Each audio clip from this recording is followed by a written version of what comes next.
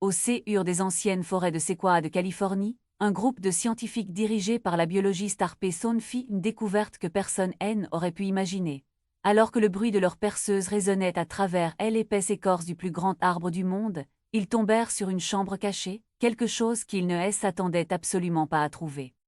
Ce qu'ils découvrirent à l'intérieur avait le potentiel de changer complètement ce que nous savons de l'histoire américaine. La biologiste Harpey Sohn avait toujours été fascinée par les plantes et les animaux. Ainsi, lorsque le gouvernement contacta son équipe pour examiner un des arbres les plus anciens et les plus imposants de la planète, elle n'hésita pas une seconde. Cela devait être une simple inspection de routine, mais Harpey et son équipe étaient enthousiastes malgré tout. Ils n'avaient aucune idée de ce qui les attendait. Tout le monde se retrouva à l'entrée de la forêt, où les gardes forestiers avaient déjà fermé la zone pour cette expédition spéciale. Avec leurs camionnettes remplies de matériel, ils s'enfoncèrent dans les bois. L'arbre qu'ils devaient étudier était incroyablement ancien. Il ne fallut pas longtemps pour apercevoir. Il se dressait, plus haut et plus large que tous les autres. Bien que les séquoias soient courants dans cette forêt, celui-ci était différent, c'était le plus grand de tous. À première vue, tout semblait normal. L'arbre paraissait solide et intact, mais Hélène n'avait pas encore fait le tour pour inspecter l'arrière, et cela changea tout. Ce fut une erreur, en réalité, de ne pas avoir vérifié le périmètre dès le départ. Tout le monde était si impatient de prélever des échantillons à avant de l'arbre qu'il était précipité. L'un des scientifiques de Harpey, le Dr Green, décida de faire le tour du tronc pour voir si de petites branches avaient réussi à pousser et à produire des feuilles de l'autre côté. Peu après, le Dr Green appela Harpey. Curieuse, elle contourna l'arbre pour voir ce qu'il avait découvert, puis s'immobilisa. Un souffle de stupeur lui échappa. Une immense entaille parcourait le tronc. Elle murmura, bouleversée, les dégâts semblaient récents. Des arbres voisins étaient clairement tombés lors de la dernière tempête, et quelque chose avait dû frapper ce géant avec force. Elle resta là, essayant de comprendre. La tempête pouvait-elle vraiment avoir causé autant de dommages à un arbre qui se dressait probablement depuis des milliers d'années? Harpey refusait d'y croire, cela n'avait aucun sens. Quelque chose n'allait pas. Au fond d'elle-même, elle savait qu'il ne s'agissait pas simplement de dégâts causés par la tempête. Quelque chose d'autre était produit ici, et elle n'avait aucune idée de l'ampleur de ce qu'elle allait découvrir. Harpey rassembla rapidement son équipe autour de la partie endommagée du tronc. Lorsqu'ils s'approchèrent de l'entaille, plusieurs d'entre eux poussèrent des exclamations de surprise. Les dégâts étaient bien plus graves qu'ils ne l'avaient imaginé.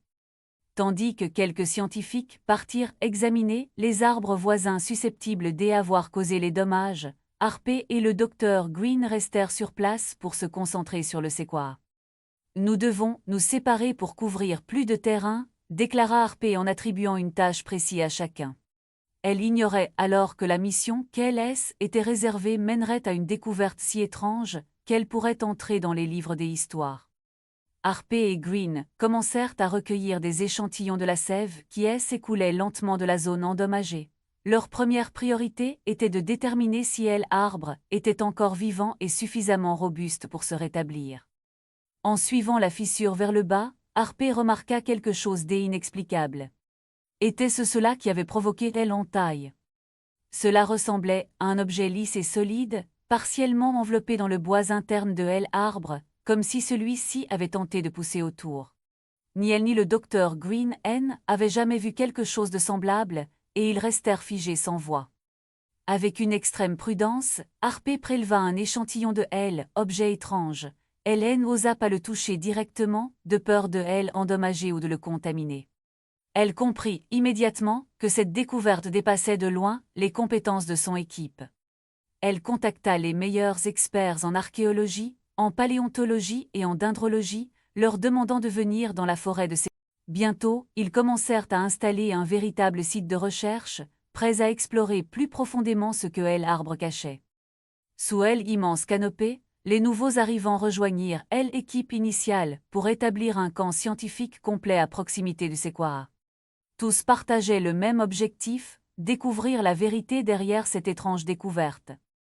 En examinant de plus près l'objet blanc, ils comprirent qu'il ne s'agissait pas d'un seul objet. C'étaient des os, plusieurs os. D'une manière incroyable, Ils s'étaient retrouvés intégrés dans L-Arbre au fil du temps, complètement fusionnés avec ses couches millénaires. L'équipe se réunit à L-Ombre du géant, avançant toutes sortes de théories. Certaines étaient fondées sur la science, d'autres beaucoup plus audacieuses. Quelques-uns évoquèrent même des anciennes légendes ou des événements inexpliqués. Il était évident que ce qu'ils avaient découvert éveillait quelque chose de profond dans l'imagination humaine. Le lendemain matin, l'équipe se remit au travail, utilisant cette fois des outils destinés à examiner de plus près les cernes de croissance. Au fil des heures, ils commencèrent à reconstituer une chronologie approximative. Mais lorsque le soleil se coucha, une chose était certaine.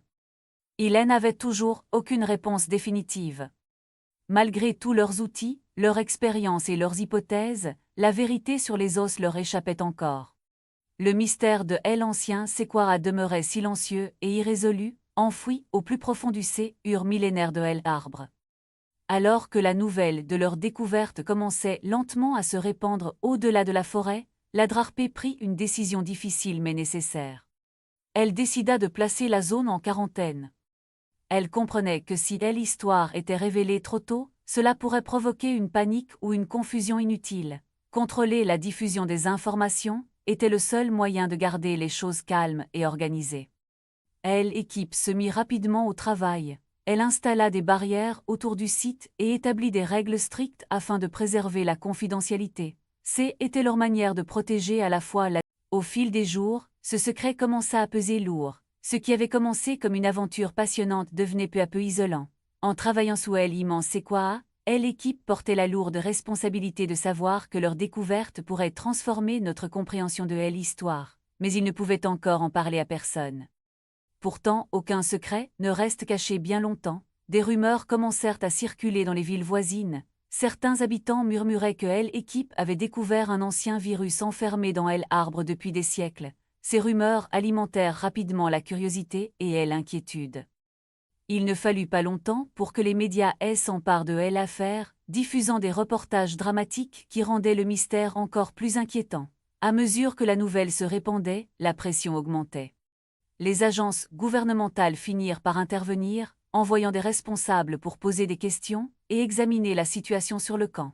L'idée qu'une maladie ancienne ait pu rester enfermée pendant des centaines d'années provoqua une véritable peur, celle qu'un danger inconnu ait été réveillé. Les groupes environnementaux prirent également la parole. Ils craignaient que les fouilles dans un lieu aussi ancien et sacré endommagent non seulement L-Arbre, mais aussi toute la forêt. De retour sur le site, l'équipe effectua des datations au radiocarbone sur les ossements, et les résultats furent stupéfiants. Les os étaient incroyablement anciens. Mais malgré tous leurs outils et analyses, ils ne parvenaient pas à déterminer à quelle espèce ils appartenaient. Le mystère ne faisait que s'épaissir. À chaque nouvelle découverte, les débats devenaient plus intenses. Fallait-il retirer les ossements pour les étudier de plus près, ou cela risquait-il d'endommager l'arbre? Plusieurs scientifiques soutenaient que le Sequoia avait protégé ses os pendant des centaines, voire des milliers d'années, et qu'il méritait la même protection. À leurs yeux, l'arbre était plus simplement le décor du mystère. Il en faisait partie, un monument vivant qui devait rester intact. La tension croissante au sein de l'équipe ne pouvait plus être ignorée. Avec le stress qui montait et les rumeurs qui se propageaient plus vite qu'ils ne pouvaient les contrôler, la Drarpé comprit qu'il était temps de prendre une décision. Elle choisit de révéler la vérité au public. Les faits concernant les ossements devaient être partagés avant que la peur et les spéculations ne causent plus de dégâts que la découverte elle-même. L'équipe se réunit rapidement pour préparer une conférence de presse. Pendant des heures, ils travaillèrent à expliquer leurs conclusions de manière claire et compréhensible. Surtout, ils voulaient mettre fin aux fausses rumeurs concernant un virus ancien caché dans L-Arbre. Dans une clairière paisible près de l'immense Sequoia, Harpé et son équipe se tinrent devant les caméras. L'annonce suscita de nombreuses réactions. Beaucoup furent soulagés d'apprendre que les rumeurs de virus étaient fausses. D'autres furent fascinés par le mystère, tandis que certains continuaient à se... Après des mois d'études et de tests minutieux, l'équipe finit par faire une percée décisive. Les ossements n'appartenaient à aucune espèce connue. Ils avaient découvert les restes d'une créature préhistorique que personne n'avait jamais vue auparavant. La nouvelle se répandit rapidement dans le monde scientifique, transformant ce modeste projet de recherche en forêt en une découverte majeure. Une question essentielle demeurait, si ces os étaient réellement aussi anciens, comment avaient-ils pu se retrouver à l'intérieur des séquoias vivants? Les possibilités étaient extraordinaires. Soit l'arbre était bien plus vieux qu'on ne l'avait jamais imaginé, soit cet animal inconnu avait survécu beaucoup plus longtemps que la science ne le pensait. Dans les deux cas, cela changerait tout. L'impact de cette découverte fut immense. Elle remettait en question ce que les chercheurs pensaient savoir sur l'histoire de la vie sur Terre. Des scientifiques du monde entier commencèrent à débattre de ces implications, impatients d'explorer ce que cela pourrait signifier pour leurs propres travaux. Cette découverte n'apportait pas seulement des réponses, elle ouvrait de nouvelles portes. Pour la science de l'évolution, les conséquences étaient considérables. Il ne s'agissait pas simplement d'une créature ou d'un arbre. Cette découverte pouvait transformer notre compréhension de la manière dont la vie s'est développée et a survécu. L'excitation ne venait pas seulement du passé révélé, mais aussi des perspectives qu'elle ouvrait pour l'avenir. Cette découverte rappela à tous que même dans un monde que nous croyons entièrement cartographié et mesuré, la nature garde encore des étonnantes surprises. Alors, si vous avez trouvé cette histoire aussi incroyable que nous, n'oubliez pas de liker, de vous abonner et de partager la vidéo. On ne sait jamais quelles autres vérités cachées nous pourrions découvrir ensuite.